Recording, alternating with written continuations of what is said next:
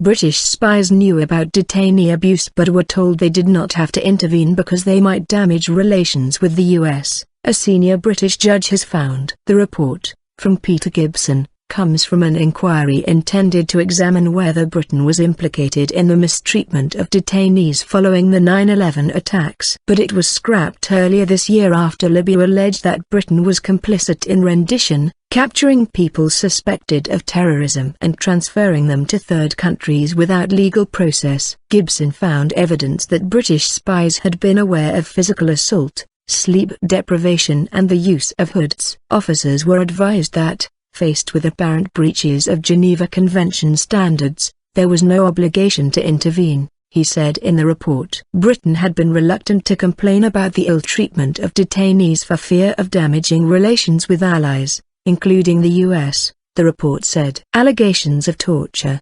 In some cases, British officials failed to raise objections about renditions when they should have, while ministers were unaware of the operations. After reviewing 20,000 documents, Gibson said he had found 27 issues that needed further investigation, including allegations of torture. Documents indicate that in some instances UK intelligence officers were aware of inappropriate interrogation techniques, the report said.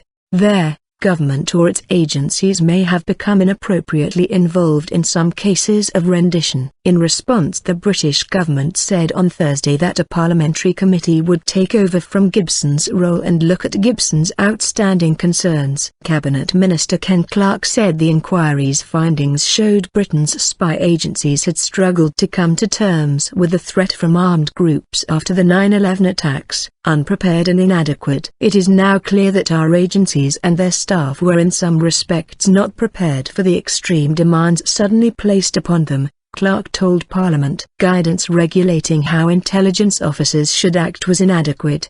The practices of some of our international partners should have been understood much sooner. Oversight was not robust enough. The heads of MI5 and MI6, Britain's domestic and overseas intelligence agencies, have repeatedly said they would never use, or encourage others to use, torture to gain information. In November 2010, however, Britain agreed to make payments to 16 former Guantanamo Bay detainees in settlements over claims they were mistreated abroad with the knowledge and in some cases complicity of British spies.